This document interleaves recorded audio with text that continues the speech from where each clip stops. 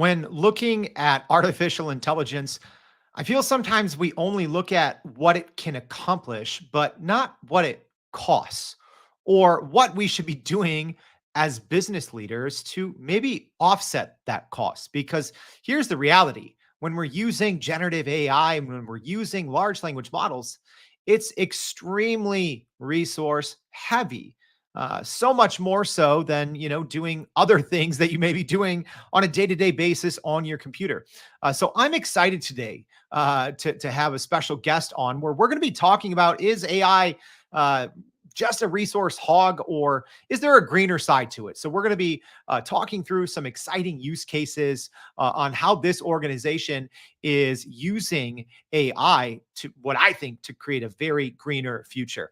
All right, I'm excited for today's episode. If you're listening on the podcast, as always, make sure to check your show notes. You can click and go to youreverydayai.com. Sign up for our free daily newsletter. We will be recapping today's show in great detail, as we do every single day, written by me, a human. And normally we do this live and we go over the AI news, but our guest today is from Australia. So, normally at that time it would be, I don't know, like 1 a.m. or something like that. But we will still have the AI news and everything else that you love in today's newsletter. So make sure you go check that out. All right. With that, I'm excited to bring on our guest today to talk about this other side of AI, the greener side, and how they're using AI to really do more impactful work and hopefully inspire some of you all to think about using AI in the same way. All right, so please help me welcome to the show. There we have him, Aymeric Maudous, who is the founder and CEO of Lord of the Trees. Aymeric, thank you so much for joining the Everyday AI Show. Thanks, Jordan. Hi, everyone. All right. And hey, Aymeric, can you tell us a little bit about what you all do at Lord of the Trees? Yep. So in a nutshell, we use drones, robotics, and AI to restore biodiversity. So, mainly plant trees all around the world. So the aim, really, the mission is to heal the planet, or, plant more trees at a faster rate than we destroy it.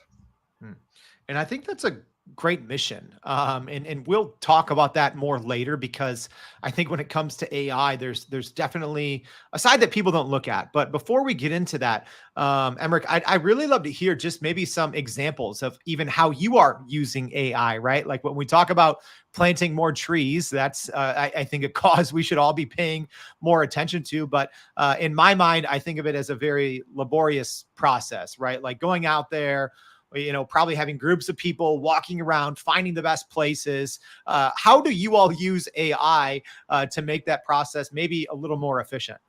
Yep. So the way we work is really divided into 4 phases. On phase 1, we do landscape analysis. So depending on the size of the terrain that we have to work on, it could be anything. It could be rehabilitating a mine that's closing down. It could be assisting governments after bushfires, wildfires. And we're starting now to work with farmers as well. So depending on the size of the terrain and, of course, the accessibility, we either send a drone, so the pilot, the co-pilot, and then a little array of drones, or we use satellites. The data that we collect is then processed, so that's stage 2. And that's when AI comes into play, where we look at the data that we've collected into the landscape and we match that with the plant requirements. So each species, as you know, has different needs and wants. Some plants like sun, some likes a bit more shade, some likes to be in drier parts as opposed to others that like very moist environments. Some are not susceptible to wind, etc., etc. We look at soil quality as well. Some like acidic versus alkaline soil. And based on these data that we have on the landscape, we match that with the plant requirements, and we create what we call a digital twin of that landscape. And AI helps us to come up with what is in theory the best planting plan for this particular landscape. Once we have that into place, we use AI again to help us calculate with precision how many seeds of each species will be required for this particular job. We then go onto phase 3, which is the planting.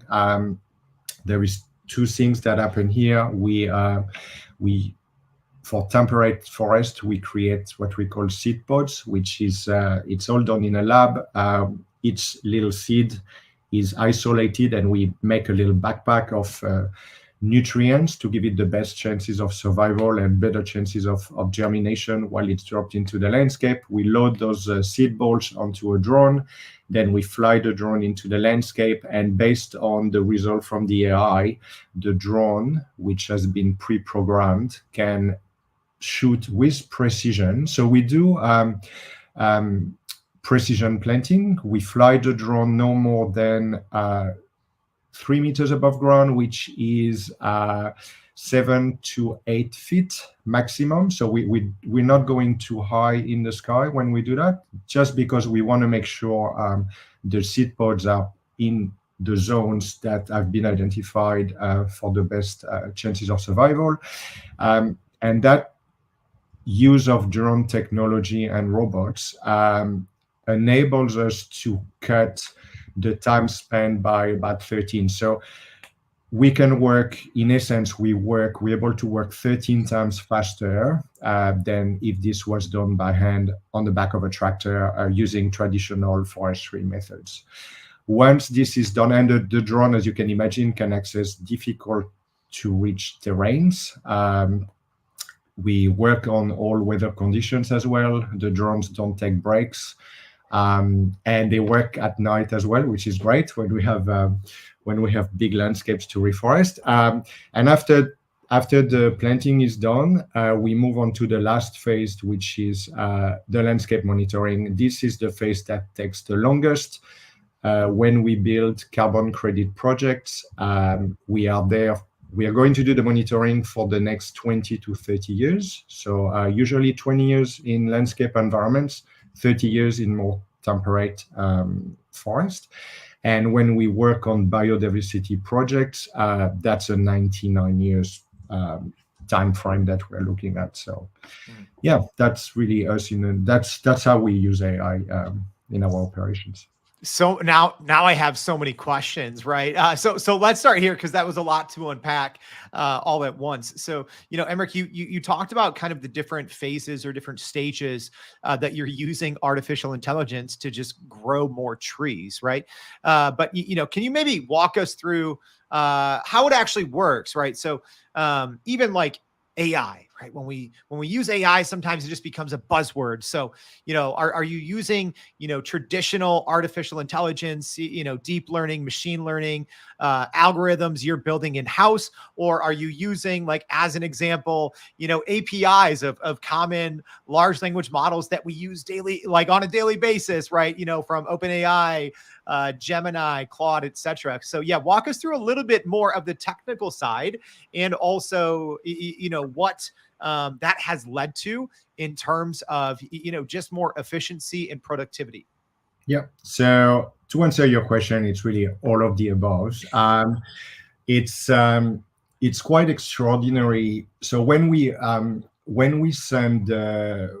landscape analysis or the monitoring of the landscape, we collect as we fly the drone. I'm going to stay with the drones because we use drones and satellites, but let's keep it simple. Let's stay with the drones. We use for landscape analysis a LiDAR component that's attached to the drone, and then we fly the drone.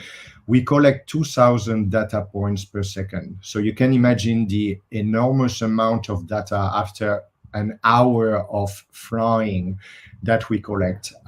This data is stored into servers that are scattered all around the world. And after that, we develop our own algorithms. So we use Python for that. It's all in-house built. And we add layers and think of them as There's a layer for each plant species that we use, as I explained earlier, but there are also external layer. We call them external layers when it comes to biodiversity. We have a very unique way to engage and look at landscapes that we work on, which is a very holistic way um, to work, where we actually, instead of zooming in, which we've already done with the landscape analysis, we actually zoom out, and we need to understand what is around and what is going to impact the landscape. Working with nature is always like, it's not something that is static. It's always moving. There is always something happening. There is not one day which looks like the day before. Every day is unique. The weather can change from one day to the next. Species move into the landscape at any time, and we take that into account. So just to give you an example related again to AI, when we look at biodiversity that can help us, we mainly focus on birds and small mammals that are going to help us as we regenerate the landscape, that are going to help us to naturally disperse their own seeds into the landscape. And when it comes to soil analysis and soil biodiversity, we are very we look a lot at fungi and how fungi is already present in the particular landscape that we work on, but also around the landscape. And that's very important, especially when we work on grounds that have been severely burned. 3 years ago, I'm sure you've heard about the big fires that surrounded Sydney for more than 5 months. And those fires, same as in California recently, were so intense that they've actually completely sterilized the soil, and they completely burned the natural seed banks occurring in the soil, but they also completely decimated the fungi that helps in creating the mother forest, which is a healthy soil for those environments. So we look at all of that, and AI helps us to, with creating scenarios that we layer on top of that digital twin, help us to make decisions or actually change a few things that we thought might work, but actually it turns out that there's probably a better way to look at that. So it's a very interesting way. Now, when it comes to, so that's on the reforestation side. When it comes to the tech side of things, as I said, we use, so there's two elements that work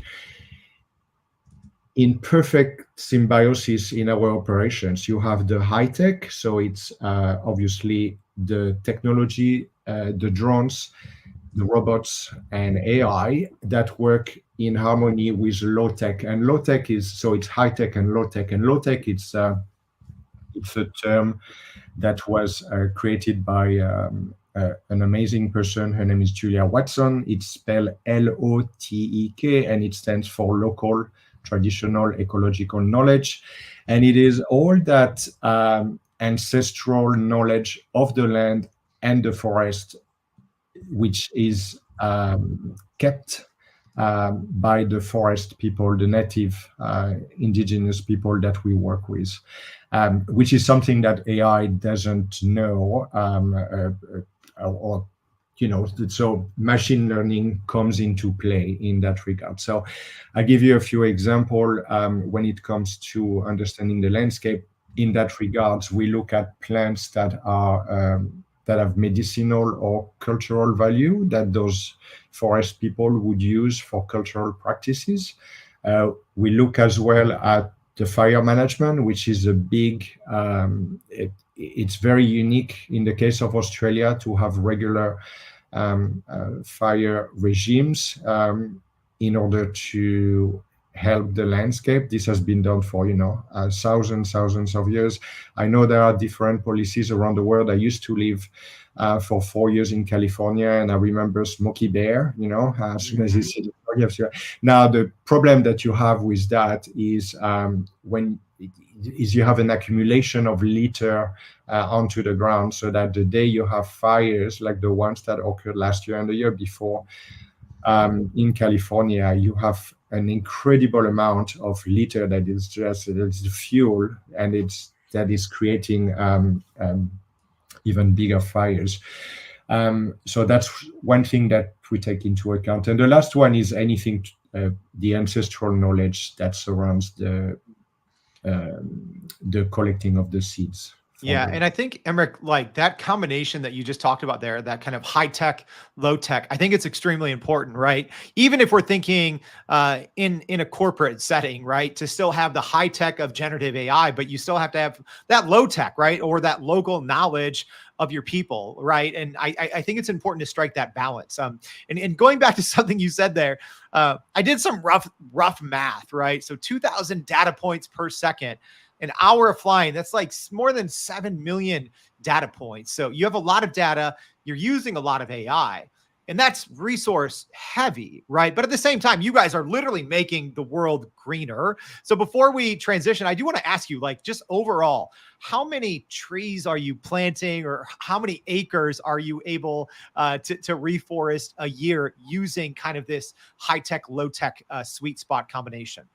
Yeah. So when it comes to, I mean, that's a good point. I want to go back to your first point, which is the energy resources that we use. We are very aware of that. And when you look at what we do, you can't really, even when you have a service, it could be any service or any product, the end product or the end service that you provide cannot be looked at on its own. You really need to have what's called a full picture of the life cycle of your entire operations, from anything that is being created with the tools that you are using. In our case, AI plays a big part of it. You mentioned the enormous amount of data that we collect that is stored in those data centers around the world. So we are very aware of that, and there is it's part of our DNA. Obviously, to use AI for good and to use drones for good, and to do good for the world. So we're very aware of that, and we monitor all of those emissions and the weight of the resources, of the additional resources that we put on the planet to actually sustain our operations. Now, we're very lucky in the sense that, yes, we do plant our own trees. So to go back to your second questions, a swarm of 4 drones in 48 hours can plant a million seed pods. So that's 48 hours. We allow 4 hours total out of those 48 hours for battery and seed refill. But on and all, those 4 drones can work tirelessly for 48 hours and plant a million seed pods. Now, we recently became a B Corp maybe a month ago, and we record our. We have a very good understanding of our emissions, not just when we travel to go from point A to point B with the team, but on the resources as well that we put especially when it comes to electricity, because that's mainly AI being powered by. With energy, and we plant more trees than we consume. I'm going to say that, than the energy that we consume. So we're lucky in that sense, and I'm very. It's something that is very ingrained in the DNA of our company. It's part of our culture as well, the company culture, and for everyone listening to the show today, I think we have a duty as, custodians of this planet to do the best we can. It's not, it doesn't have to be complicated, planting trees or supporting projects like the ones that we have that actually do good for the planet, and create more positives than negatives, are a big part of that mentality that we all need to get as a collective in order to make to keep flourishing as a species. Yeah, Aymeric, again, great points you bring up there, because yes, you're using a lot of AI, but you're obviously literally making the world greener, and the ability to plant millions of trees in a week, which is pretty fascinating. But not everyone's in that position, right? But and the use of AI is just going up. A Morgan Stanley report recently said generative AI's power demands is expected to grow 70% annually. Another study that came out showed that a simple ChatGPT query, requires 10 times more power than even a simple Google search, right? So I know there's no easy solution to that, right? It's like, okay, everyone's going to be using AI more, yet there is this kind of almost ugly underbelly of it. So for companies out there, for business leaders that aren't in your position, right, who aren't able to plant millions of trees, what are some of the decision making processes, or what important questions do leaders need to keep in mind when it comes to their generative AI use? Yeah. So I think you need to, yeah, look at, I mean, that's exactly what you say. It's to look at where you stand and where you want to actually move forward when it comes to, integrating better management practices, right from the top down. I think that's very important to have the support of top management. It's really a top down approach. We do work a lot with governments and tier one companies in that regards, that get behind us to support reforestation projects all around the world. So it's not just reforestation project of just planting trees for the sake of generating carbon credits. That happens, but we have projects as well that sustain endangered species. We do work at the moment. We have a mission happening in Borneo as we speak, to work with a great organization called URF, the Orangutan Republic Foundation of Borneo. We do work in Vanuatu and on a project that is helping the government to map and protect their mangroves. And we have, as a result of that, we're able to generate biodiversity credits that specifically focus on turtles. Just to give you an example, another project in Mexico coming up to do with 3 endangered species of bats that migrate from the south of Mexico all the way to South of America. So it's varied, and there are avenues or ways to basically compensate, and you don't necessarily need to have millions in the bank account to make that happen. It all starts with small steps to add. I think the very first step is the awareness of what you just brought, and the second step is a commitment to create positive change. Whether you back those projects or you decide to use green energy or be behind other projects, we're not the silver bullet of environmental issues. There is hundreds of companies that are doing great work around us that we work with, from small farmers in South America to bigger corporations in other parts of the world. But I think it's the collective, the collective of those little actions, and everyone is doing their bit to Yeah. And I think maybe another example, going back to 2 points that you talked about earlier, is, well, when you use generative AI, even if it's heavy use, even if you're, gobbling through millions of data points, ultimately you are probably saving time in other places, or you're probably saving compute or just human hours, right? So going back to your original point, using the drones and AI and robots, it's 13 times faster, right, than you would with humans. And there's obviously environmental costs of humans walking around, and the energy that they need, right? I'm sure you could go on and on.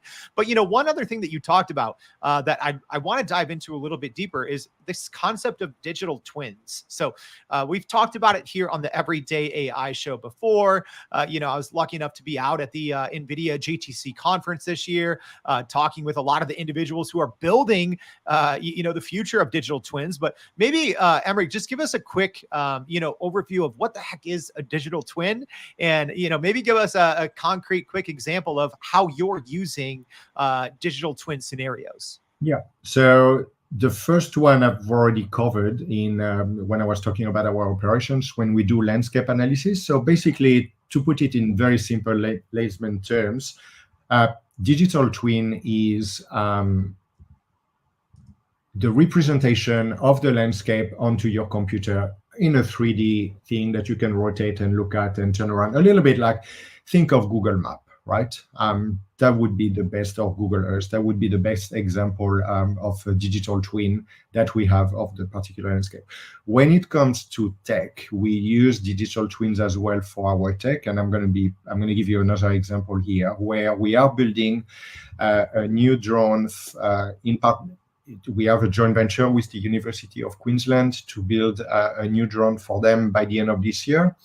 And we've built the drone that came out. So it's a prototype at this stage. It flies really well and it does all kinds of really cool things. But what we've decided to do, because we need to fly this drone in different weather conditions, instead of us waiting for those weather conditions to happen and then take the drone out, take it in, take it out again, and verify and do all kinds of testing, which would take us literally a year, right? Because we want to test that drone in extreme conditions as well. So when we are hit, for example, with a cyclone, when the weather gets a bit insane out there, and compare that with when we have actually better weather conditions, we have put the CAD plan into a specific software that our engineers are working with, and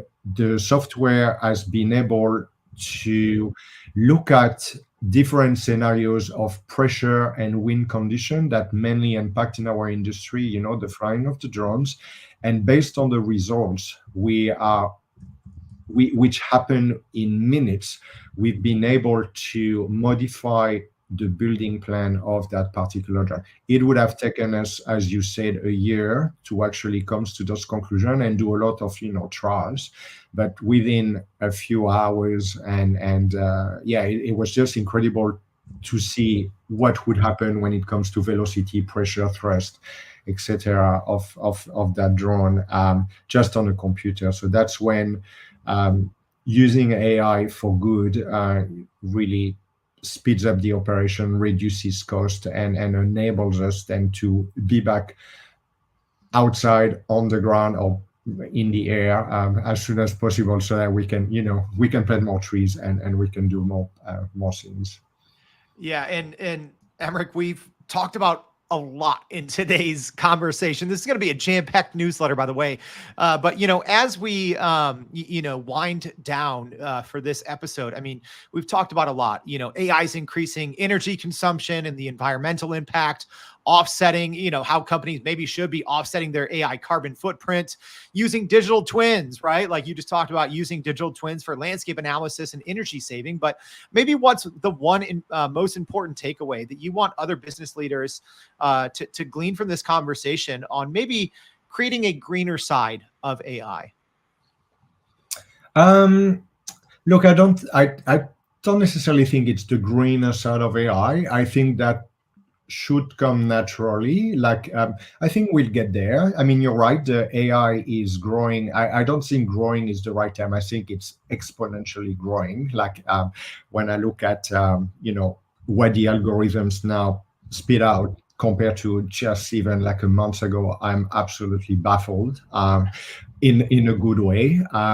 But as I said earlier, if there's just one takeaway, I would like your audience to stay with is just one step at a time. It's just take the first step. It doesn't have to be daunting. There are people out there that are doing great things. We're more than happy to help and talk to people if they have any questions or how could that happen. But just one step at a time. All right. Hey, well, Aymeric, thank you so much for your time and joining the Everyday AI show. We really appreciate it. Pleasure. Thank you. And I love your show, Jordan. It's great. All right. And hey, speaking of one step at a time, the next step that you need to take is going to our website, youreverydayai.com. Sign up for that free daily newsletter. We will be recapping everything that Aymeric talked about and a lot more. So if this sparked your curiosity and maybe you want to do better understand different ways that you could be using AI, or, some of these projects that Aymeric talked about, it will be in the newsletter. So thank you for tuning in. Thank you for your time. Thank you for joining us. Please, we'll see you tomorrow and every day for more Everyday AI. Thanks, y'all.